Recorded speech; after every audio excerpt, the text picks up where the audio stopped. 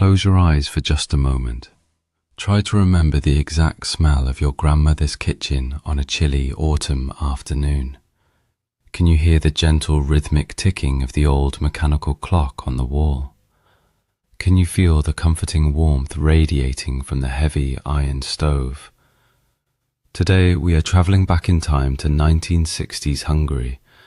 We are going to revisit an era when our pockets were completely empty, but our hearts and our dining tables were incredibly full. We will explore 20 cheap, simple foods that we ate when we had absolutely no money. These were the humble, resourceful meals that nourished our growing bodies and comforted our souls during those difficult yet undeniably beautiful years. Make sure to stay with me until the very end, because the final memory we will share is perhaps the most touching, sweet reminder of a precious childhood that is gone forever. Before we dive into those wonderful flavors, let us take a moment to remember how beautifully different life was back then. In the 1960s, the world moved at a much slower, more forgiving pace. We did not have instant gratification, and waiting for things gave them a profound, lasting value. Life in Hungary during those years was deeply defined by a shared sense of frugality. We were a generation adapting to a reality where material wealth was a distant dream for most ordinary families. Yet, it is a great misconception that growing up without money meant we lived poor lives. On the contrary, our daily lives were immensely rich in human connection, quiet resilience, and deep, genuine love. Our mothers and grandmothers were true magicians in the kitchen. They could take the most basic, inexpensive ingredients, a simple potato, a handful of flour, a sprinkle of bright paprika, and transform them into a feast that brought the entire family together around a small wooden table. We never threw anything away, because absolutely everything had a purpose. A piece of stale bread was not trash. It was the very beginning of a delicious new meal. Let us honor their culinary magic and our shared history as we remember these unforgettable tastes of our youth. Let us begin our journey with a true staple of our childhood, the iconic slice of zsíros kenyér, or lard bread. If you grew up in 1960s Hungary, you already know the exact smell and taste of this everyday masterpiece. Back then, meat was a rare luxury, but a thick, rustic slice of fresh white bread was a perfect canvas for culinary magic. Our grandmothers would take a generous scoop of pure snow-white pork fat and spread it thickly over the soft, porous bread. But the beautiful ritual did not stop there. Next came the vibrant, ruby-red dusting of sweet Hungarian paprika, a color so bright it felt like capturing the summer sun on a plate. Finally, we added thin, sharp rings of purple onions, carefully arranged on top. We would take this humble feast out into the courtyard, the coarse salt crunching pleasantly between our teeth with every single bite. The lard would inevitably melt a little in the sun, staining our fingertips red with the paprika. We were poor, yet sitting on the wooden porch, swinging our legs and eating our zsíros kenyér with our neighborhood friends, we felt like the absolute rulers of the world. It was not just food, it was the definitive taste of pure, carefree youth.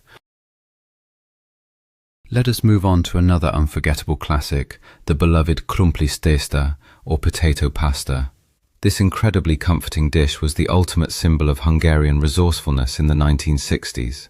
Potatoes and flour were among the very few ingredients that were always cheap and readily available, even in the absolute hardest of times. Our mothers would boil the potatoes until they were perfectly soft, then mash them vigorously with a heavy wooden spoon.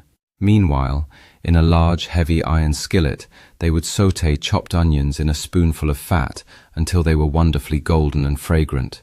Then came the magical touch, taking the pan off the heat to stir in that vibrant red sweet paprika, making sure it never turned bitter. The mashed potatoes and the freshly boiled square pasta were gently folded into this glorious, colorful mixture. The best part, the absolute favorite of every single child, was the crispy, slightly burned bit that stuck to the bottom of the iron pan. We would scrape the bottom of the skillet with our forks, happily fighting over those crunchy, flavor-packed morsels. Eating a steaming bowl of crumpless testa with a few slices of sour pickles on the side was a feast that filled our bellies. Now, let us remember the unique and wonderful aroma of kapostas testa, or cabbage pasta. The preparation of this dish was a true labor of love, and you always knew it was coming because the sharp, earthy smell of cooking cabbage would fill every single corner of the house. Our grandmothers would stand by the kitchen counter for what felt like hours, grating heavy heads of fresh white cabbage. They would salt it, let it rest, and then squeeze out the water with their strong, capable hands. The secret to perfection was caramelizing that shredded cabbage in a little bit of fat or oil until it turned a beautiful, rich golden brown. This took a lot of patience, slowly stirring the pot so nothing would burn. And then came the great debate that divided almost every Hungarian household. Did you eat your cabbage pasta sweet, generously dusted with a mountain of powdered sugar, or did you eat it savory, heavily sprinkled with spicy black pepper? Many of us would sneakily mix both, enjoying the incredible contrast of the sweet sugar melting into the warm, peppery cabbage. It was an incredibly cheap meal, costing mere pennies to make, yet it offered a complex, unforgettable flavor that remains deeply etched in our memories today. Another brilliant creation born out of sheer necessity was paprikas krumpli, or potato paprika. When the end of the month approached and the family purse was completely empty, this beautiful red stew always came to the rescue. The ritual always began with peeling a small mountain of potatoes. We children were often tasked with this, sitting on small wooden stools around a metal bucket, carefully peeling the skins. The base of the stew was wonderfully simple: onions cooked in fat, a generous heap of sweet red paprika, and a little bit of water.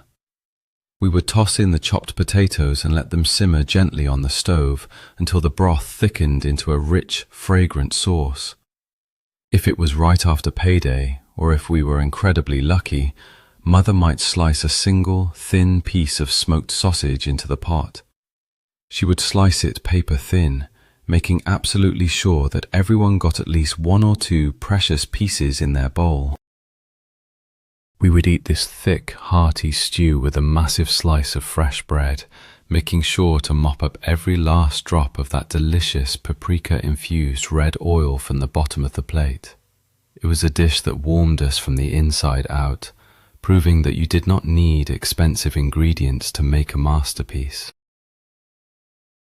Let us take a moment to celebrate a Sunday morning favorite, the crispy, garlicky bundaskenie, our unique savory version of French toast. In our households, absolutely nothing was ever thrown away, especially not bread. When a loaf became too dry and hard to chew, it was time for a magical transformation. Mother would slice the stale bread, dip the heavy slices into a mixture of beaten eggs and a splash of milk, and fry them in a pan of sizzling hot oil. The sound of that wet bread hitting the hot fat is a symphony I can still hear so clearly. But what made the Hungarian version truly special was the finishing touch. While the golden, crispy bread was still burning hot from the pan, we would take a raw clove of garlic, cut it in half, and rub it vigorously all over the rough crust. The heat of the bread would instantly cook the garlic oils, releasing a mouth-watering, spicy fragrance that permeated the entire kitchen. We would eat it alongside a warm cup of sweet tea, our fingers greasy and our hearts full. Bundaskenie was the perfect example of how our mothers could take something old and discarded and turn it into a magnificent, deeply satisfying treat for the whole family. Do you remember the sweet, comforting embrace of tejbegris, our classic semolina pudding? For so many of us, this warm bowl of goodness was the ultimate remedy for a bad day, a scraped knee, or a cold winter evening. It was incredibly cheap, requiring only a little milk, a few spoonfuls of semolina, and a touch of sugar. We would stand by the stove, watching our mothers stir the pot continuously so the semolina would not form any lumps. It felt like watching magic happen, as the thin liquid slowly transformed into a thick, creamy, bubbling pudding.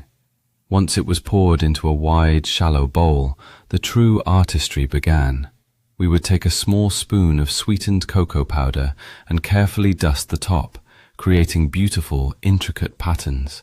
Sometimes we would stir it all together into a muddy brown delight, but most of us had a very specific strategy. We would carefully eat from the outside edges first, slowly working our way around the bowl where the pudding cooled the fastest, saving the warm, perfectly cocoa-covered center for the very last bite. That smooth, sweet taste of tastebuckries was like a warm, loving hug from our mothers, a simple luxury that brought immense joy.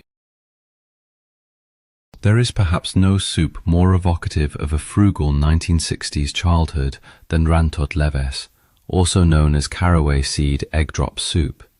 This was truly the soup of poverty, created when the pantry shelves were practically bare. Yet its taste was nothing short of miraculous. The secret lay in the technique. Mother would toast a little flour in fat until it reached a beautiful nutty brown color. Then she would add a generous pinch of whole caraway seeds. The moment those little seeds hit the hot fat, they released an intense, earthy aroma that immediately signaled dinner was ready. After adding water and bringing it to a rolling boil came the most exciting part. She would crack a single egg into a cup, beat it lightly, and slowly drizzle it into the boiling soup while stirring constantly. The egg would instantly cook into delicate, beautiful ribbons that floated in the brown broth. We often ate this soup with small cubes of toasted, stale bread dropped into the bowl.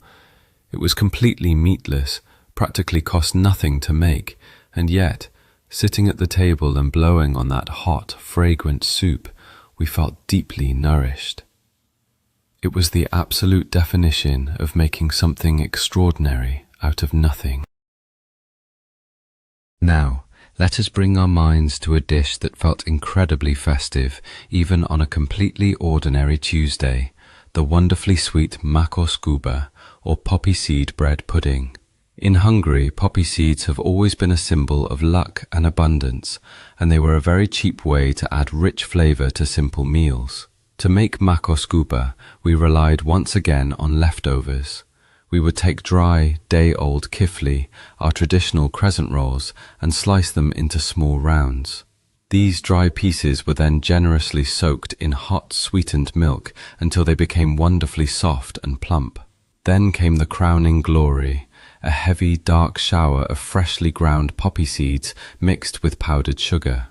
The rich, slightly nutty and almost bitter flavor of the black poppy seeds balanced perfectly with the sweet, milky pastry. Every bite was dense, comforting, and incredibly satisfying.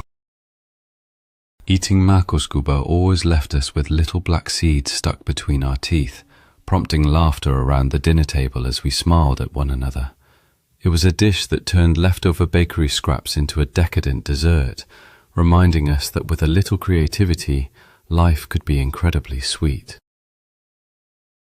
When summer finally arrived in 1960s Hungary, our plates were instantly brightened by the iconic sizzling pots of lecho. This vibrant pepper and tomato stew was the absolute essence of summer captured in a dish. During the warmest months, the markets and backyard gardens were overflowing with pale yellow wax peppers and juicy red tomatoes, making them the cheapest ingredients available. The preparation was a beautiful ritual. Mother would fry onions in a generous amount of fat, then add the sliced peppers, letting them cook down until they were soft and sweet. Finally, the chopped tomatoes went into the pot, their juices slowly simmering into a thick, intensely flavorful sauce, heavily seasoned with our beloved red paprika. Sometimes, if an egg was available, she would crack it into the hot stew at the very last minute, stirring it until it scrambled into the red sauce. We would eat it straight from a deep bowl, using incredibly thick slices of fresh bread to mop up every single drop of that rich, spicy, golden red oil. The smell of lekco bubbling on the stove meant that school was out. The days were long, and summer was truly in full swing. Let us turn our nostalgic hearts to another incredibly clever and cheap sweet dish, grizes testa, or semolina pasta with jam. This dish is a true testament to the inventive spirit of Hungarian home cooking. The process began by toasting dry semolina in a little bit of fat in a heavy pan.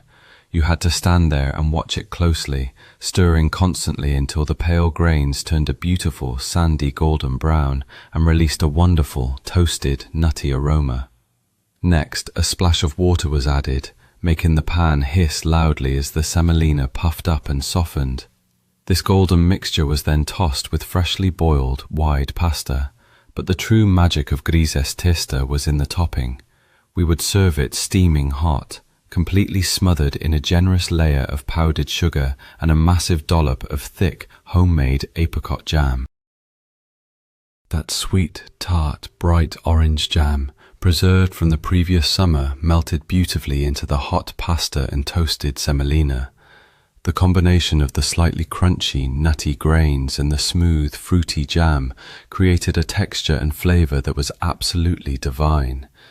It was a completely meatless meal that we children begged for almost every single week. We absolutely cannot talk about surviving the lean years without mentioning puliška, our traditional Hungarian cornmeal porridge. This dish has deep roots in our rural history, a true peasant food that sustained generations. Cornmeal was incredibly cheap, and making puliška required nothing more than boiling water, a pinch of salt, and a very strong arm. Mother would slowly pour the golden cornmeal into the bubbling water, stirring it continuously with a thick wooden spoon as it rapidly thickened. It took genuine physical effort to stir that heavy, bubbling mass until it pulled away from the sides of the pot. Once it was perfectly cooked, we ate it in several different ways. In the morning, we might eat it sweet, pouring cold, fresh milk over a steaming hot bowl of porridge. The contrast of the freezing milk and the boiling hot, sweet cornmeal was completely delightful. For dinner, we ate it savory. If we were lucky enough to have it, we would add a spoonful of rich sheep milk cheese or a tiny drizzle of bacon fat on top. Puliška was a heavy, incredibly filling food. It kept our stomachs full for the entire day, a simple golden gift that carried us through the toughest, coldest winters. Let us recall the distinct, unforgettable aroma of paradicamos kaposta, or tomato cabbage stew. This was a dish that you could smell from the street long before you even opened the front door. Cabbage was always cheap, and tomato puree was a staple in every single Hungarian pantry. To make this stew, our mothers would boil shredded white cabbage until it was tender, and then slowly thicken it with a beautiful, rich tomato sauce. The secret to a truly perfect paradicamos kaposta was striking the delicate balance between sweet and sour. Mother would carefully add spoonfuls of sugar and pinches of salt, tasting it constantly until the flavor was exactly right. It had a gorgeous, deep reddish pink color and a thick, velvety texture. We usually ate it completely on its own, perhaps with a single slice of crusty bread to wipe the bowl clean. Some children complained about eating cabbage, but the sweet, comforting tomato sauce almost always won them over. Eating a hot bowl of this sweet and sour stew on a rainy, grey afternoon provided a deep sense of warmth and security, proving that our mothers knew exactly how to make cheap ingredients taste like a wonderful, loving home.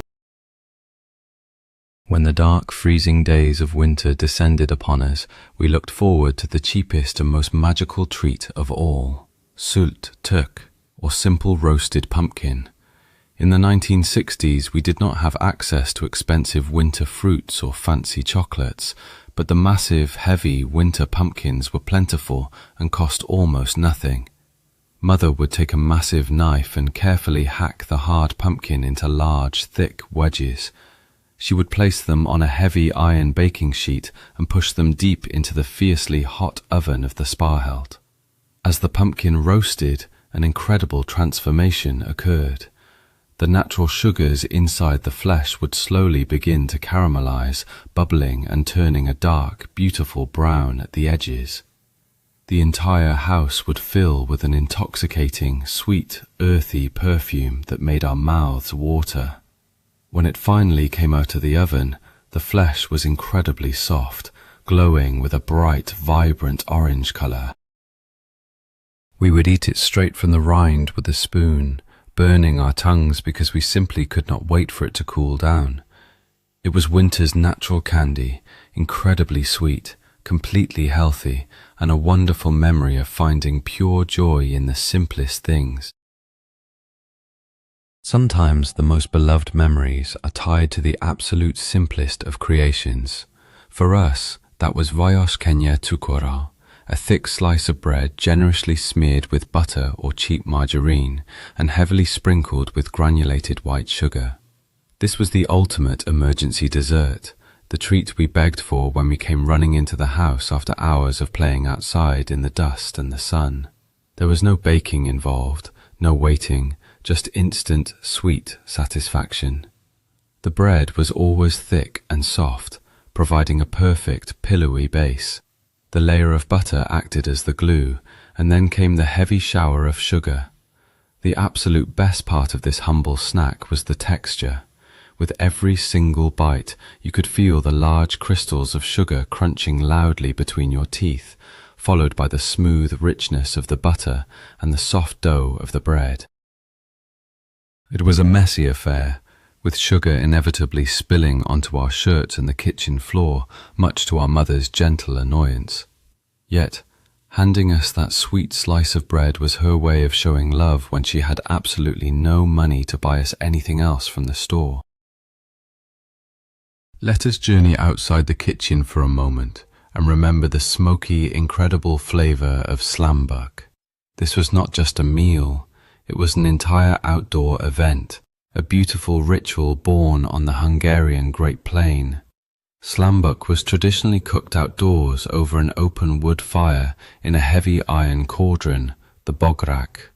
The ingredients were the true holy trinity of cheap Hungarian cooking: potatoes, square pasta, and smoked bacon fat. The cooking process required incredible skill and immense patience. We would melt the fat, toast the dry pasta until it was brown, add the potatoes, and then let it simmer slowly until the water was entirely absorbed. Then came the magic. The cook had to toss the heavy, starchy mixture inside the cauldron by violently shaking the handles, allowing the bottom to crust over and toast perfectly. They would do this exactly 32 times, according to the old village traditions. The result was a smoky, heavy, incredibly flavorful mass of soft potatoes and crispy pasta. Eating slambuk by the light of a dying campfire, surrounded by family and friends, smelling the wood smoke on our clothes, is a memory of pure, unadulterated happiness that no expensive restaurant could ever hope to replicate. Do you remember the sound of potatoes being fiercely grated against a metal grater for krumpli prosha, our rustic, pan-fried potato pancakes? This dish was a masterpiece of peasant cooking, requiring a lot of elbow grease but costing next to nothing. We would grate the raw potatoes until our knuckles were sore, mixing the wet, starchy mass with a little flour, salt, and perhaps a clove of crushed garlic. Instead of deep frying them in expensive oil, our grandmothers would often bake them directly on the flat, incredibly hot iron top of the spadhelt, the wood-burning stove. The batter would sizzle violently as soon as it hit the hot metal, spreading out into beautiful, thin, lacy circles. We watched in awe as the edges turned dark brown and perfectly crispy. We would eat them burning hot, straight from the stove, tossing them from hand to hand because they burned our fingers. They were crunchy on the outside, soft and savory on the inside. If we had a tiny bit of sour cream to put on top, it felt like a royal feast. Krumpli prosha was a testament to the fact that the hardest physical work in the kitchen often produced the most delicious and deeply satisfying results. When we craved the rich, complex flavors of our national dishes, but absolutely could not afford meat, our mothers cleverly created homish goulash, which translates directly to fake goulash or blind goulash. This brilliant soup had absolutely all the soul-warming characteristics of a traditional Hungarian goulash: the slowly caramelized onions, the generous mountain of sweet red paprika, the fragrant caraway seeds, and the soft, tender root vegetables. Carrots, parsnips, and potatoes were boiled together in the intensely flavorful red broth. To make the soup feel heavier and more satisfying, Mother would add chipetke, tiny pieces of pinched dough made from just flour and a single egg. We children loved helping with this, rolling the firm dough and pinching off tiny pieces directly into the boiling red soup. When the soup was finally served, it looked and smelled exactly like the real thing. The thick broth, the soft potatoes, and the chewy little noodles completely tricked our stomachs into feeling deeply satisfied.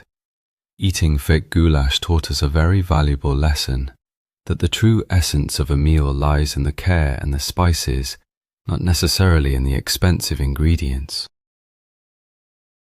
As we near the end of our journey, let us remember the quintessential taste of a Hungarian summer evening, a steaming hot ear of furt kukurica, or boiled corn on the cob. In late August, when the cornfields were tall and green, fresh corn was incredibly cheap and abundant. Our mothers would buy massive piles of it from the local market. The preparation was a beautiful sensory experience. We would peel back the green husks, saving the cleanest, softest inner leaves to line the bottom of a massive cooking pot. This old trick infused the boiling water with an incredibly deep, sweet, earthy flavor. The pot would boil fiercely on the stove for a long time, filling the heavy summer air with a sweet, starchy perfume. When the corn was finally tender, Mother would pull the steaming yellow cobs from the boiling water with iron tongs. We would take the incredibly hot corn, rub it aggressively with coarse white salt, and bite into the juicy, bursting kernels. The salty water would drip down our chins and onto our hands. Sitting on the front steps in the fading evening light, eating salty boiled corn and listening to the crickets, we experienced a profound, quiet peace that we still deeply long for today. Now let us turn our memories to a sweet staple that truly defined the Hungarian pantry, a thick, rustic slice of bread generously smeared with házi szilvalekvár, our traditional homemade plum jam. If you grew up in the 1960s, you undoubtedly remember the monumental, exhausting effort it took to create this dark, thick, almost black delicacy.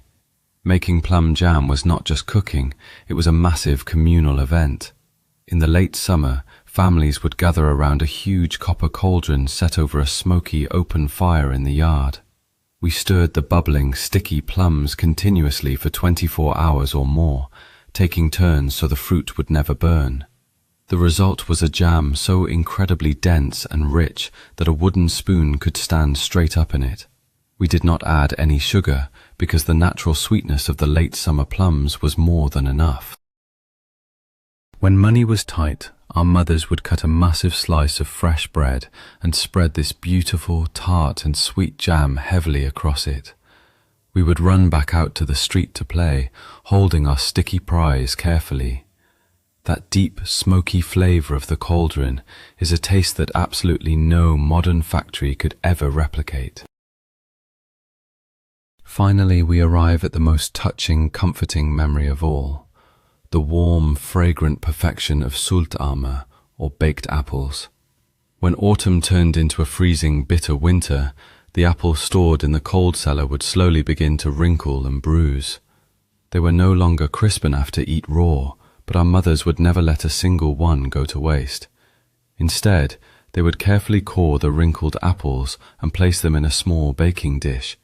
If we were incredibly lucky, they might put a tiny drop of honey or a small sprinkle of sugar and cinnamon inside the hollow center. As they baked slowly in the oven, the entire house would fill with a smell so heavenly, so deeply comforting, that it instantly made you forget about the cold outside. The skin of the apples would blister and crack, and the flesh would turn into a hot, sweet, meltingly soft pudding. We would eat them with small spoons, scraping the sweet flesh away from the skin.